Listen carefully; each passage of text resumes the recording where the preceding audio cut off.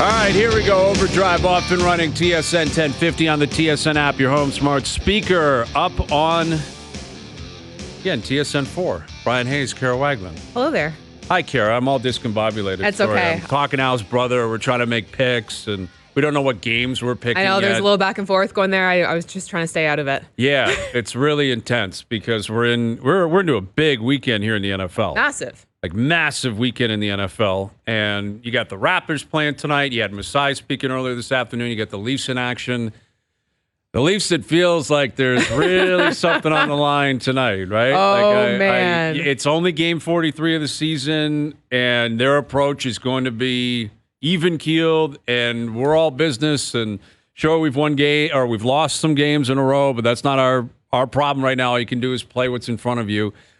But it does feel like a very important game tonight.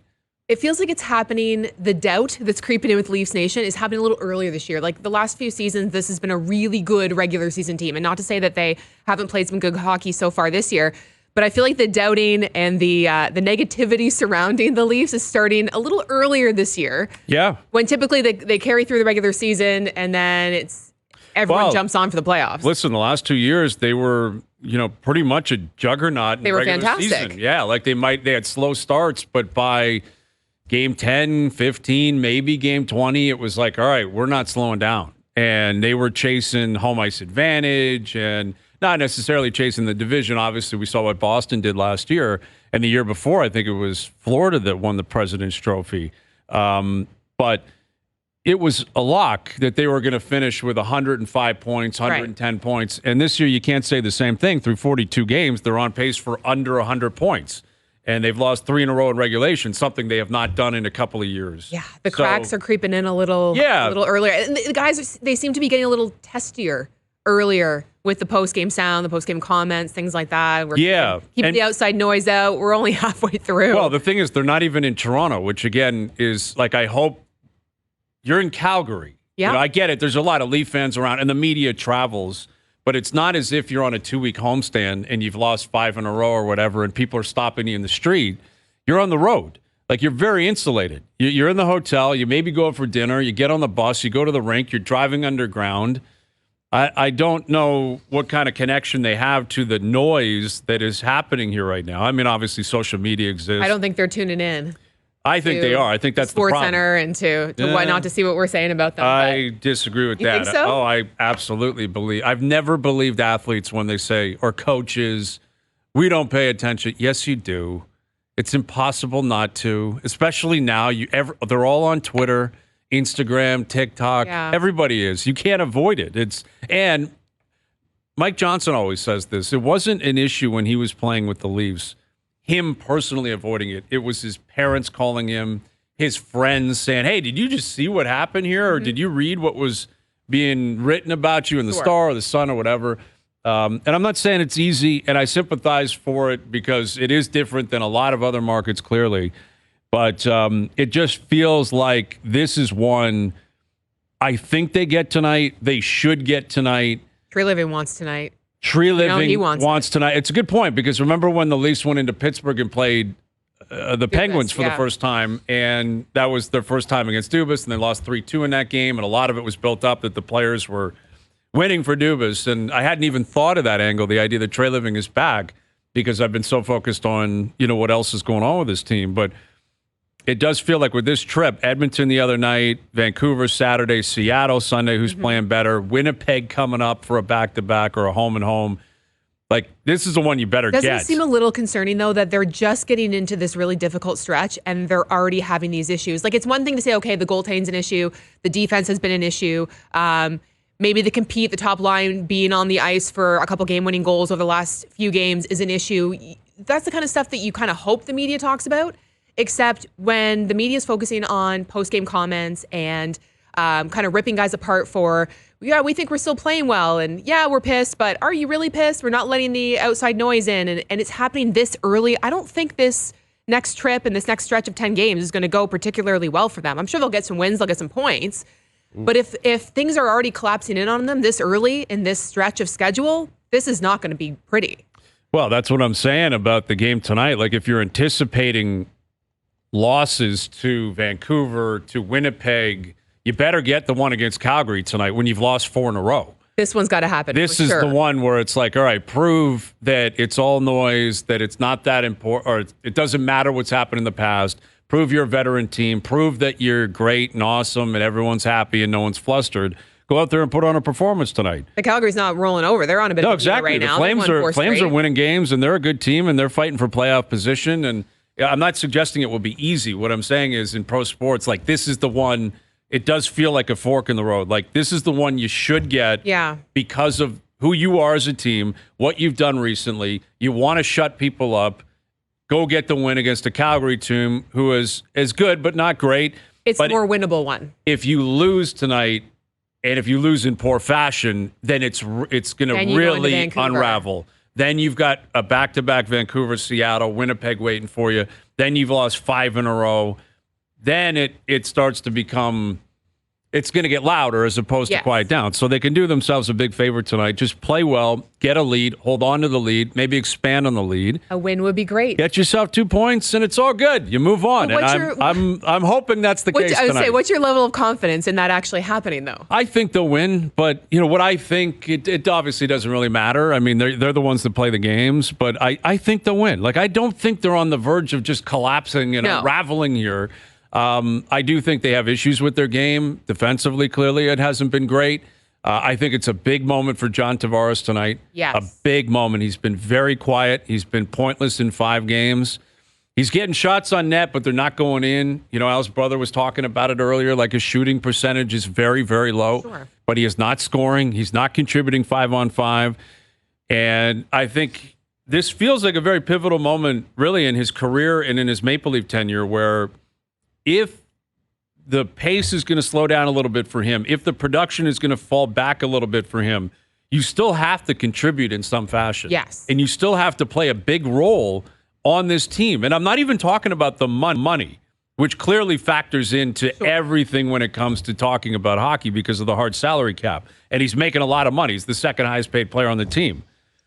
But it's about if you really want to win, like if you're up here to win, which I believe is why he came up here, then you got to do whatever you can or whatever you feel like you need to do to spark this team in the right direction. And what does he have left on his contract? He's got this year and next. This year and next year. Yeah. So this is your opportunity to show that you don't want the team to move on from you. And it's interesting because him and Nylander are kind of in a similar stretch right now where they're both taking a ton of shots. I think Nylander had the most shots on goal on Tuesday's game. Yeah, he did. Yeah. Tavares was right behind him, one behind him.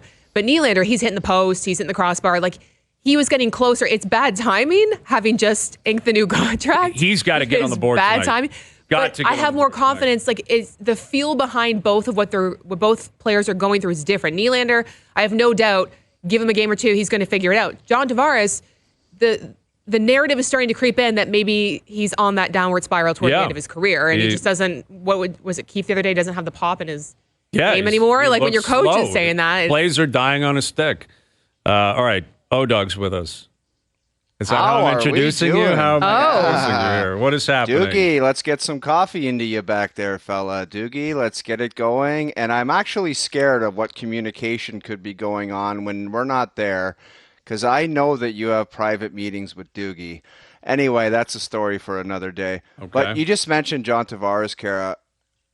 He's just got to find a way to contribute. Like if he's not scoring, and Hayes just mentioned the pop in his legs, find a way to do something. Go into the face-off dot and say, I'm not losing every draw tonight. Although for what he's making, you're expecting a lot more to that. But when it's not happening offensively, and Hayes just talked about him coming up here to win, do something to help the team win. There's got to be something else out there. That's it. Find a way to contribute, man. That's what I'm saying. It. Yeah, like, listen, okay, it would be great if you could still score at a 40-goal pace. That's kind of the idea that you do get back on the scoreboard, and that's the way you contribute. That's the number one way. But thank you. If you're not going to, you better bring something. It can't just be, well, I'm going to continue to try to get back to where I was. Or I'm going to keep trying to score, and if it happens, that would be great. If not, whatever, put me on the ice, coach. Like, I really think he has the potential to play a massive role in the approach of this team. Not necessarily the physicality. He's not going to morph into into Mark Messier or whatever. But I do think him losing a gasket once could have a massive effect on this team. Way more massive than scoring a big goal. Please stop at that. Why? How long? The guy's almost why can't been in he the do league it? for. But why can't he do it? Because why? him. Because he Not the What does player that he mean? is. It's not him. He makes $11 million a year. Do you want to win or not? I know. It drives me nuts. Well, it's not him. So okay, then why is he playing? No, but if you're in the locker room and you know you've played with this guy for years and you know that's not the kind of leader he is, and all of a sudden it comes off like he's putting on a show and it doesn't come off as authentic. If you played 1,000 games in the league and you haven't punched somebody in the head, it's not coming in 1,253 games. I totally disagree that I don't believe the impression would be that's disingenuous. I think it would be, wow, John's actually finally lost it. And John's finally saying that I can't keep doing this. Like, I came up here to win. That's the one thing he's missing is a Stanley Cup. He would be the guy that would get it. Yeah. He would go up with the C on his jersey. It, yeah. And again, you still need to score, you still need to skate, you need to perform, you need to get on the power play. And I still think that that's a part of his future. I'm not saying this guy's a fourth line, plug now that's just going to dump it in a corner and crush some guy and then pick a fight. But I do think one of them has to look, in my opinion, like they're affected by something. McDavid 100%. was an example the other night, Hayes. He did not score a goal, but you know what? He busted his ass every time he went to the corner. He fought to get to the net, although it didn't look too hard to fight to get there. But he just had an energy to him and an attitude about him where it's like, I might not score tonight, but I'm going to do everything in my power to help this team win the game. Mm. Yeah, exactly. Go to the net hard. Run someone over. Yeah. Do something if there's with a scrum, purpose. start throwing punches. You get buried from behind with a cross check, get up and smack the guy. He's got to alter like tweak something his game like a little that bit. is just, I do think there's value in that from a guy that is going to the Hall of Fame, that has been a star his whole career, that is a leader that is incredibly well respected. I'd like to see it across the board, quite frankly, but I think it's got to start with someone, and he's the guy with the C on his jersey that isn't on pace for 65 goals or 110 points or whatever, and that seems to be falling a little bit further behind the pack. And I don't know, maybe I'm out to lunch, but I think there'd be value in that. Like, just, wow, this guy, he changed his approach here, and he's, okay, John's paying attention, and it's like, let's get rocking here. The idea, Hayes, is not out to lunch. Of course the idea is not out to lunch. Just expecting it to happen after all they've been through and being down in playoff series and having guys cross-checked and punched and knocked into the boards and time again gone back to the bench. Why on earth? Like I said, the idea is not crazy. The idea of it actually happening, though, is at this particular point, I find to be... I understand that. Yeah. I'm not holding my breath. I guess I'm trying to will it into existence. It would be lovely to see, but I feel like it's been the same old issues for a number of seasons now. And would you love to see it? Absolutely. Is it going to happen? What is the catalyst to cause change now? I don't know what that is. Understandably, it's, you've lost 4 in a row. It's 42 games. It's January. But they don't think it's bad. That's what drives me crazy is everyone else is going, you've lost 4 games, but look at the way in which you've lost those games. The teams that you beat on that 4-game win streak are not anything to write home about. So why aren't you more concerned? Why aren't you getting upset like everyone else is? I will tell you one thing about these guys. As soon as it seems like everything is, it's like they have one of these once or twice a year. And it's usually right at the beginning of the season. Last year it was in Anaheim where people in the game thought the coach was actually going to get fired after that loss in Anaheim. And they just went on a heater. And every team goes through struggles. And I will say the one thing about the team, and Hayes, you can correct me if I'm wrong, they generally get it back on the tracks. Yeah, don't they do. Absolutely. Yeah. During the regular season, they absolutely do. They always seem to get it back on track. And it happens all the time. We talk about the coach. We talk about how much they don't pay attention to detail. They don't care about defense.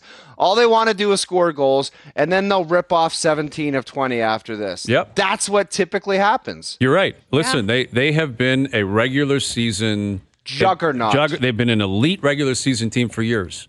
That's why I still believe.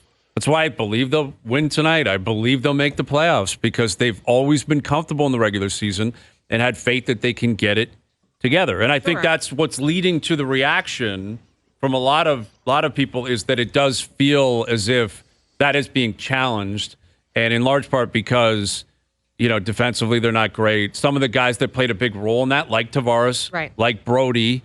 Like David Camp the last couple of years are not bringing what they brought in the past. So it's like, all right, if that's the case, even Marner, who's I think been better recently for sure.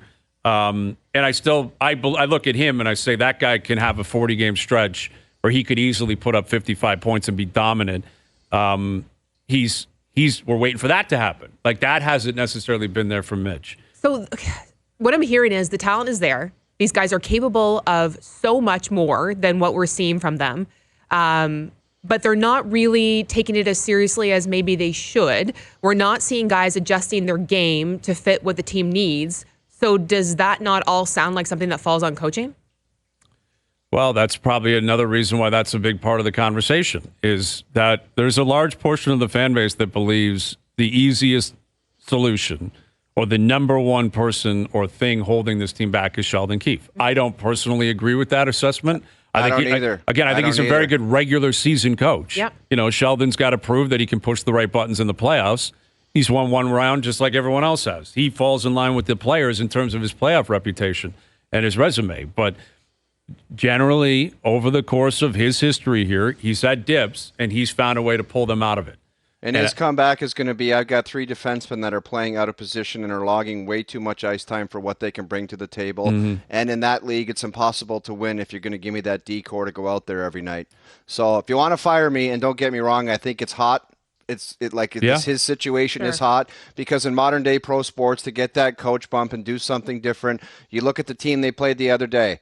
Basically the same team, and they got a coach in there, and they're on a heater that's incredible right now. So that coach bump is what you're looking for when your team is floundering away leads, and it's a tight Eastern Conference. But that's what he would go to somebody and say, you want to give me that D-core to go out there every night? They gave it everything they had in Edmonton. They played like 57 minutes, but it's like the D-core mistakes. It's in the back of the net, and he's like, what do you want me to do with that? Mm-hmm. It's tough, man. Tough to win. It's a bad spot to be in. Well, and that's why I think tonight, like, historically, this feels like one of those games that when there is some heat on the coach, and a lot of times in pro sports, the heat outside of the locker room or outside of the building is not the equivalent of what's happening inside the building. Sure. And sometimes it can be the opposite way, where it's shocking. Someone gets fired and you're like, I did not see that coming, but stuff was happening behind the scenes that the public wasn't aware of. Usually it's the opposite disconnect, where the fans are yelling and screaming, and inside the building they're like, we don't feel that way at all. We like what's happening. We know we're all on the same page. That's our guy. But so without knowing how Shanahan feels, Trey Living feels, Keefe, the players, etc., if there was a spotlight on Keefe, if there is one, if there is some heat coming from up top, tonight's one of those games that it feels like this is where action can take place. In other words, if they lose like 6-0 tonight and they're flat, that's a coach-killing game. That's a coach-killing. We've seen it in other sports. Or that could be teams. The one that's the nail in the coffin when they get that's home what from I'm the saying. road trip, where it's like you're gone. We can't look past that one. They all said the right thing afterwards, blah, blah, blah. And also, I will say this about Sheldon Keefe, and I don't know if it's because there's a different GM here. I don't know if it's because he's feeling the heat, or he just continues to mature in his role and he's comfortable as Leaf coach. He has done things recently and said things recently without backing them or like backpedaling on them that are I think pretty substantial. Like yesterday, he said through 42 games, I don't know who to put on the ice. That's basically that's telling the GM. Well, what I didn't like about that, Hayes, was the day before he said, come on now, 8 days ago, we won 4 in a row, and now you guys are panicking. And then the very next day, he's like, I don't know who to put on the ice. Yeah, I hear you. It's like it just seems scrambly to me, where it's like the day before you were like, 8 days ago, it's like 8-day cycle, NHL, things happen, things turn around. And then the next day, he's like, I don't know. Okay, I don't know who to put on the ice. And they lost a 3-2 hockey game. The mixed messaging is what gets me, because I think Sheldon Keefe is a great coach. I don't think a lot of this is on him, but I think that this is such a special group when it comes to, like, especially the core players and how they need to be coached. I don't know that mixed messaging, or even coming out and saying, I don't know who I can trust, I don't know that is the style for this group necessarily, at least in the message he's putting. I don't know what he's saying behind closed doors. I think he's a great coach.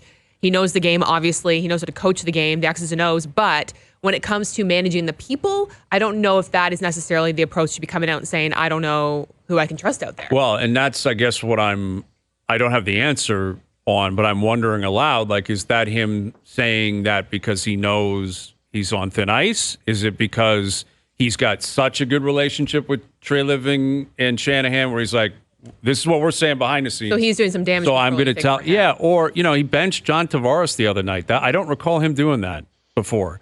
He said what he said about McKinnon and McCarr, and that, those are comments that that's Sunny message. Those are interesting comments. Yeah, they're. Look how great their guys are. Yeah, it's like Sheldon's approach the last week or so it's felt a little bit different than maybe what we've seen in the past. So Leafs Flames tonight. Raptors, Bulls tonight. DeRozan back in town. Kyle, the was nostalgia Lowry. Tour right now. Kyle was brutal last night. The whole team was. The Miami was awful, but Kyle in particular. I was watching that game. What did he go? 0 for 6 from 3 or so. Like Dude, he shot. Not logging a lot of minutes anymore. That was like the Bulls 30 in the minutes, perfect season when they came to Toronto and lost to the Raptors. I think that Heat team, they went someplace that maybe they were out a little late. Well, yeah, he was showing the around town, was he? Very possible. Like Jimmy Butler's a big fan of Toronto, like a big fan. I guarantee you, if someone could text or write us, they saw them somewhere at a late hour. Yeah, I wouldn't. They were. You're right, because they were here yesterday, kind of just getting the lay of the land. Yeah, and Lowry. Dude, if I was the Leafs, you talk about a captain, and I'm not kidding. You guys can think I'm crazy right now. I would tell the fellas after the pregame meal, if there was no coaches in the pregame meal, we got a reservation at Cowboys tonight. We're all going, and the only way we can enjoy ourselves if every one of us busts our ass and we don't feel guilty going there. So the reso's made. We're all going. How good of a time do you want to have? So I like we're that going right idea. after the game. The bus is taking the coaches back to the hotel, and then it's coming back to get us, and it's dropping us off at Cowboys. Do you want to have a massive night in Cowtown and turn this ship around or not? I would love that idea. I'd love to. I don't even want the report out. I want that to be secret. I want that to come out at the end of the year. Turning point. We hit Calgary, and we said we are absolutely flooring it. Doesn't strike me as the team that is really swayed by that, though. And guess what, Hazy B? Guess what? If we do it right in Calgary, the same reservation will be made at the Roxy on Saturday night in Vancouver. That's right. I don't know of a big spot in Seattle, but maybe you mix in a night in Seattle while you're at it on there Sunday. You go. Anything is possible, right? Anything is possible. But that was what last night represented was a great start. Like that's been the Raptors' issue all year. Is the first quarter they've been a disaster, and last night they were perfect. Like they could do no wrong. They were so productive on both ends of the floor, crashing boards. Obviously, hitting shots, that's a big part of it. Barrett was great. Grady Dick got in last night that's what early they needed, and made right? shots. That's why they wanted Barrett, and quickly they needed better shooters. Yeah. I mean, they shot 52% from 3 last night. Like, they were moving the ball. They were swinging it well. It was perfect. That was the direction they wanted to go with that trade, and it's already showing dividends. Yeah, and like Masai spoke today. What I liked about Masai commenting on even what we saw last night was like he didn't give the Mike Babcock pain is coming speech, but it wasn't far off. It was the other P, patience. Yeah, he's like, you got to be patient. He's like, what you saw in the first half last night, you'll see that, and then you'll see what you saw in the third quarter. Yeah. Like, basically, we're really young, and we don't have, like, a superstar, and there's going to be some ups and downs. I find it all tough to believe. It's like, what was it, a year and a half ago or whatever? It was when he fired Nick Nurse. He was like, we got to play with unselfishness. When we start doing that, we're going to win. And it's like, you knew you weren't good. So what the hell are you talking about? And now it's like we had to rebuild. It's like you had to rebuild back when you made that stupid speech about ball movement and playing with zest and all this other nonsense. You weren't good enough. No. Why didn't you come clean then? Yeah. No, I think, listen, the actions now are an admission of that. Yeah. And I think that's the biggest issue that a lot of Raptors fans have. It's not even like the assets you got or what you didn't get. It's that it was inevitable this was coming. Yeah. Was and he everyone asked knew today it. why he didn't do it 3 years ago? Yeah, well, 3 years ago they were coming. They won the title. Yeah, he said he wanted you're not to give gonna, this group a chance. Yeah, and in the that's- fan base, you can't win a championship and immediately rip everything down and win 15 games or 20 Dude, games. I get it, You but can't after do the that. championship, there was some playoff losses where it was like they were regular season heroes. Soon after that, it should have been dismantled. Last year was the in my one. personal opinion. Last year was the year. one. He addressed the Pirtle trade. We'll play that audio a little bit later on. And he kind of washed his hands of it, saying the value of and this is what Lewinberg said yesterday. If you look at it in a bubble, the price to get Pirtle. That's the price of doing business. It's the timing of it. Did it make sense? Does it make sense now? And he basically said, I'm not going to, cry over spilled milk, whatever, we'll move on. But he should not have done that. I think he'd probably admit that in confidence. And he waited too long to move on Van Vliet and Siakam and Anunoby and just acknowledge this is what it is. Yeah, it was him saying, I wanted to give this group more of a chance and believe in them. No, everybody knew this group wasn't going anywhere. Right. So he needed to admit that sooner. I think that's where I take exception with what he had to say in the news conference today is everyone else knew, so you had to know too. Yeah, that's his job to do it. And I get it. He's loyal to his guys. He wants to win. It's difficult in the NBA. You fall off. Like he said that. He's like, usually you get to a rebuild, you're talking like 5-6 years. Go talk to Detroit. Yeah. Go talk. San Antonio's been awful for years. They got Wembanyama. They're still terrible. Some They're brutal. teams never figure it out. Yeah. Some teams have to rebuild from a rebuild. Yeah. It's insane. Charlotte. True. The Charlotte Hornets have been rebuilding throughout my life, basically. Yeah. Like ever since they went back to Charlotte and they, Jordan was the owner. Like how many different How bad has Orlando been? picks. From how many Orlando's years? been awful forever. They're finally paying off, but they were forever, awful. dude. Yeah, awful. Even when T-Mac was there, they were.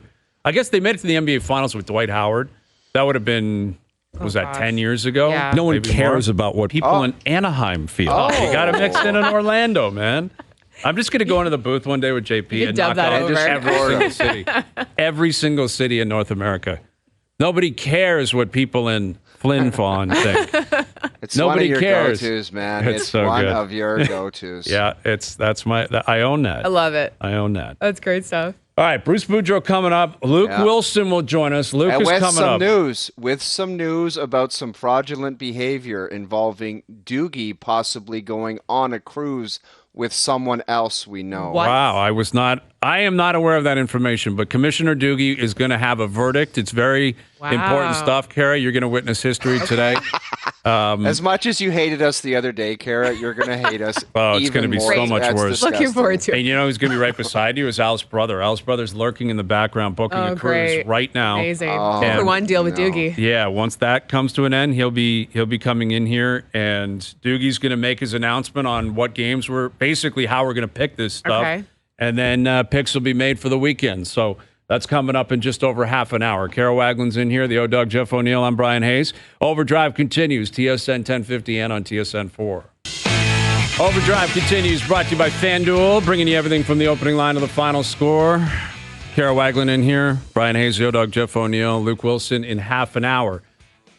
I don't know what is happening up on TSN 4, but Kara, you never look better. Kara looks phenomenal right now.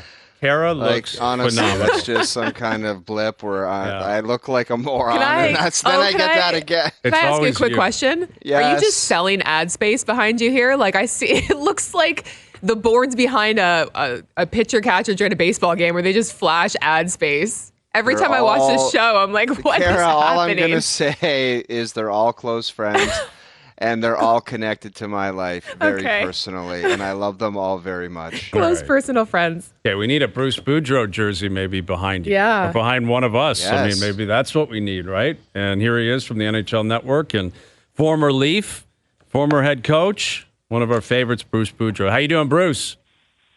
I'm doing good, but my jersey behind you wouldn't sell anything for any of this. No, I know. Tell you that much. We can give you some royalties. Brucey. We would love your jersey back there. Bruce, I wanted to ask you quickly, like, we're talking about the Heat in Toronto, and it's always a topic of conversation. Like, has it always been like that? Like, since you can remember? Like, that's just the way Toronto was, or is that just started in 1995? I get, you know what? I've been asked that question a lot. And I don't remember, even when we were really bad as the Leafs, or actually good in the 70s, but not great. I mean, there was never any heat about changing this. Because I think what happened back in the days when I was playing, it was all about Ballard. So, I mean, the heat would be all on him.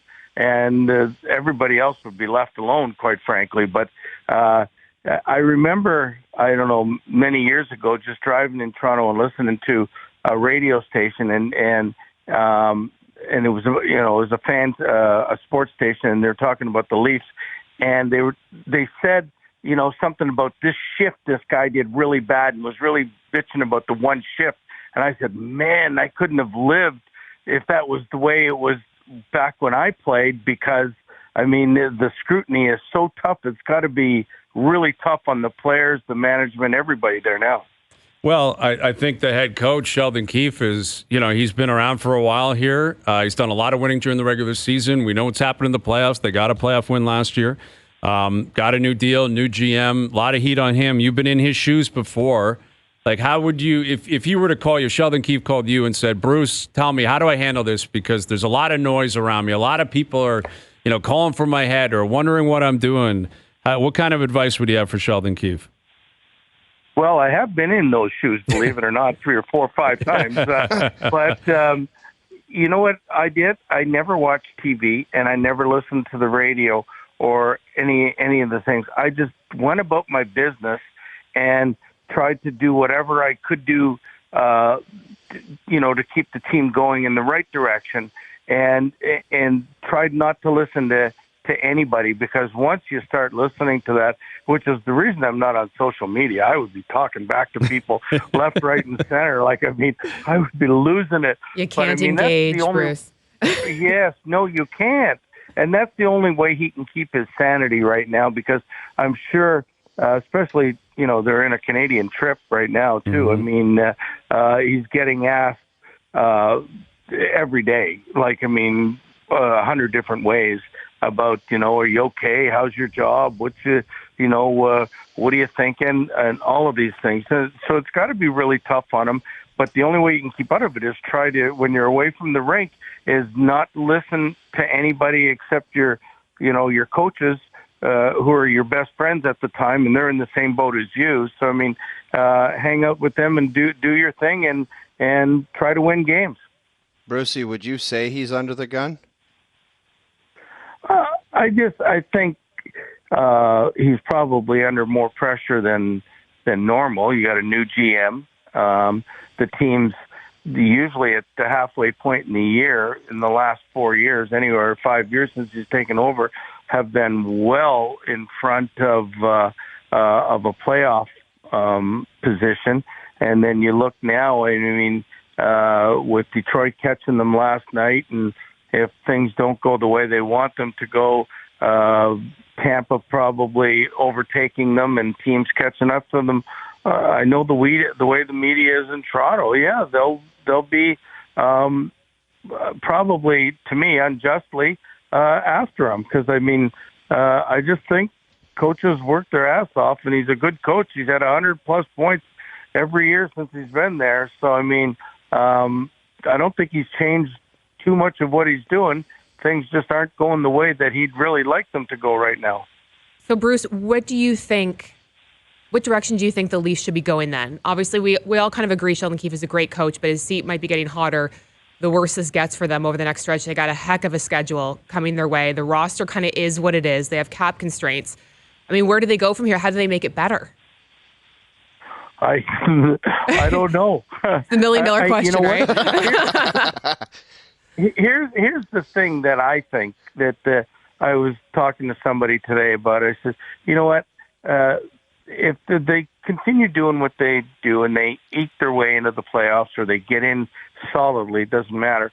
I mean, this will be the first time they've had a lot of adversity during the course of the year, and I think they'll be way more playoff ready than they've been in the past. So I'm trying to look at the positives, that if they get in, they'll be better off ready than they have been, where they've been sort of like, I mean, they've had the last 20 games don't really mean anything, and they can just go about their business. So they would have to fight their way to get in, and I think it would be better equipped for the playoffs if they do that. With Bruce Boudreau of the NHL Network, longtime player, coach, former Leaf. We're focused on a lot of different things with the Leafs, but John Tavares is a guy that's coming up a fair amount because he's struggling right now, Bruce. He's gone pointless in 5 straight. He was benched a couple of games ago. Yet he's the captain. He's a veteran. He's making a lot of money. How would you handle that, him going through a bit of a tough patch? And, again, the team is also in a similar spot, and he's he's got the C on his jersey. What would your approach be with John Tavares? Well, I'm not there. I'm going to answer how I would do it, but I mean, you got to be there. And the one thing I do know, the coaches know the players better than anybody. But I mean, what I've had experience in is you got a veteran like John, a great captain and everything, is you play him more. Jeff, when you used to play, when people sat you out and you're or didn't play you weren't getting any better that way. I would be playing I just remember with me, I'd want them to play me twice as much to get out of it, and eventually I'll work my way out of the whole thing that way rather than the other way. So I mean that's just the way I handled it in the past. Brucey, you know how the deal goes, though. You got to give the coach some kind of glimmer of hope that you can get more. Give him that one shift where you're like, okay, this guy does mean business now. Now I'm going to double shift him, or now I'm going to play him more. I don't even know if he can do that. Like, he's just not doing that right now. He's not giving Keefe the one shift where it's showing him, I got to get. Now this guy means business, and he's pissed.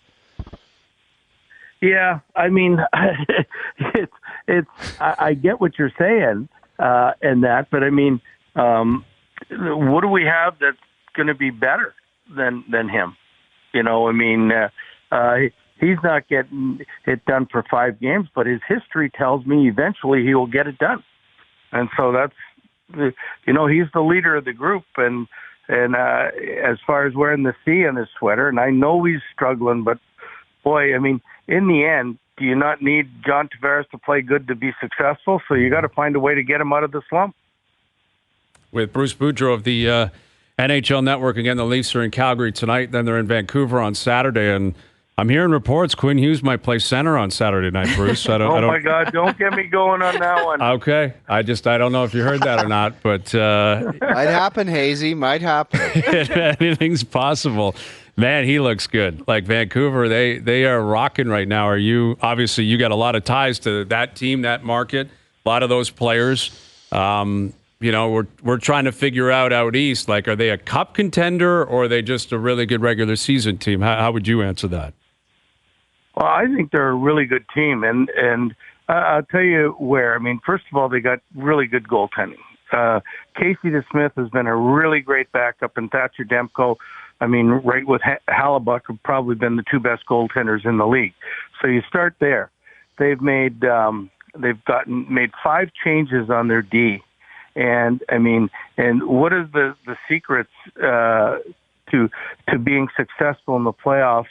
A lot in recent years is having big, strong D, and when you look.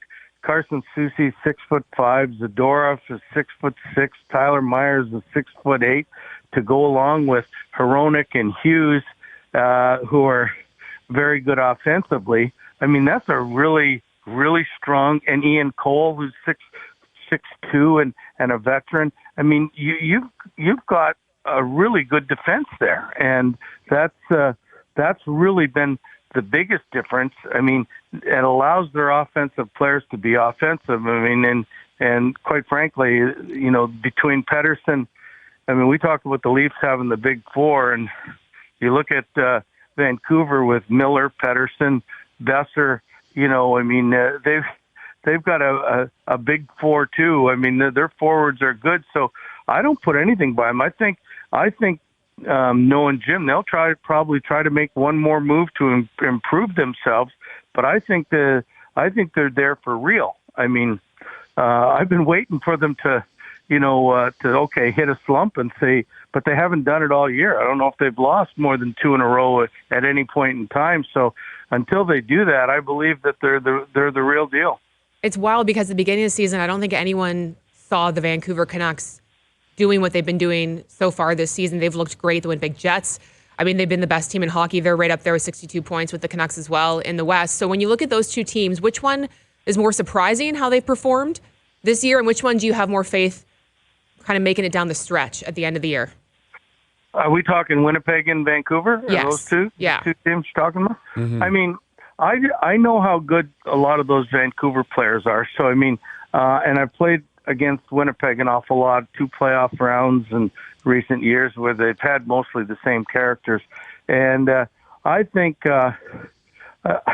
I think they're pretty well dead even. I mean, if Scheifele is back and he's healthy, I mean, I think the Winnipeg room is it's like a revelation this year. They're all playing together. The Vancouver dressing room's always been fine, but I mean, I think with them having success, they don't want this to end. They're pushing hard every day. I mean, I think those are the top two teams, Canadian teams right now, and it's going to be interesting for me. And taking nothing away from Rick Tocchet, I think he's done a great job. He's going to be up for the Jack Adams. But I mean, Rick Bowness has been a friend of mine for 40 years, so I'm really hoping that that his team continues to go well and do well. Well, it's always great having you on, Bruce. Enjoy the games tonight. We'll do it again down the road. Thank you for this. I'm sure we'll all be watching with our eyes really peeled on every little move that the Leafs make. Yes. So, let's wish them good luck, and we'll talk again soon. You got it, Bruce Boudreau. One of the biggest Leaf fans ever. I love Bruce. Did you notice how when he described him, he said "we"? Yeah, in Vancouver. Like, we gotta the Leafs. Like the did Leaf he? Chat. He was like, we got to get going on the forechat. He loves the Leafs, man. Yeah, he does. Like you play for the team and you grew up in the area. It's like it's in your blood. A lot of the alumni, it's like they go up there and I don't know. I feel weird about it because I'm not even on the team, obviously. I'm in the media. But, like, they're on a losing streak. I don't enjoy this garbage. Like, I just I wake up and I'm like, man, when are they going to turn this around? Because I don't need to do this on a daily basis. Yeah. No, exactly. I mean, it goes without saying whatever we say, whatever we're going to do has no bearing on whether they win or whether they lose. But it's a lot more fun to talk about when they're winning. Yeah, and when they start, like that would be something original. Them going on a big Stanley Cup chase and a big playoff run would be something. We've been doing this show a long time. We haven't been able to experience. No. Last year was the first time we got to reset a playoff round, and it lasted like 8 days. 6 days. It's over so quickly. Yeah. So I like what Bruce said, though. This is the first time I've heard someone kind of take this spin on it. Maybe they're facing adversity now that will pay dividends down the road. That is a great way to look at it. I hope that is what actually pans out. Yeah. Because when you look at in previous seasons, it's kind of been a cakewalk. They've been so good through the regular season. They haven't hit that adversity. So maybe this is what they need. And that's where, again, during the regular season, they have been able to dig themselves out of a lot. This is more than they've dealt with in a couple of years. But they're a veteran team. Like if they were a young team, inexperienced team that found themselves in their first rut, that team might spin out of control. This team should just get back on the saddle and keep playing and start winning games and act as if and play as if they're not even concerned about where they are. But, the proof will be in the pudding. And you're right, and Bruce is right. We could look back on this in a month or two and say they used that as a positive in the end. They lost a couple of games. They lost their identity a little bit. They were blowing leads, and it allowed them to really check themselves in the mirror and get rocking. But we won't have that answer for another month, if not more than that. Leafs Flames tonight. All right, Luke Wilson in about 15 minutes. Leo Routen's coming up as well, and what he heard from his side today, what he saw to the Raptors last night. Raptors Bulls tonight. OverDrive continues. TSN 1050 and on the TSN app.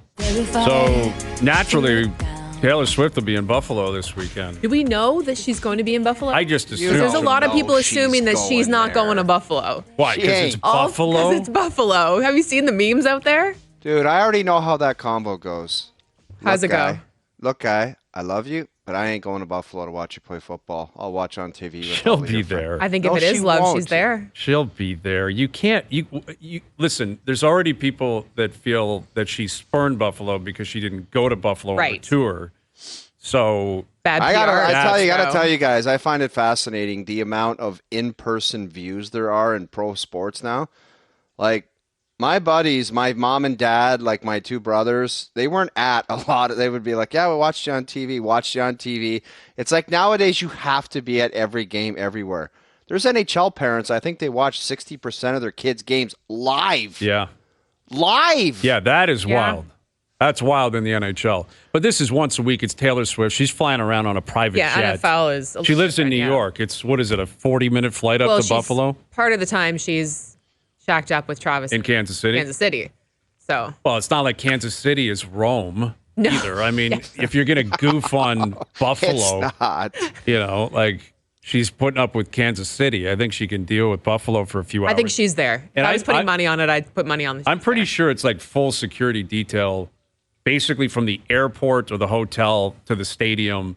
You're driving underneath. Yeah, like dude. she's getting borderline presidential treatment. Likely. Listen, if she's going to make it to a game in Kansas City that was as cold as it was this past weekend, there's no reason to not be in Buffalo. Yeah. That would have been the game to skip. You got to be in Buffalo because now they're winning.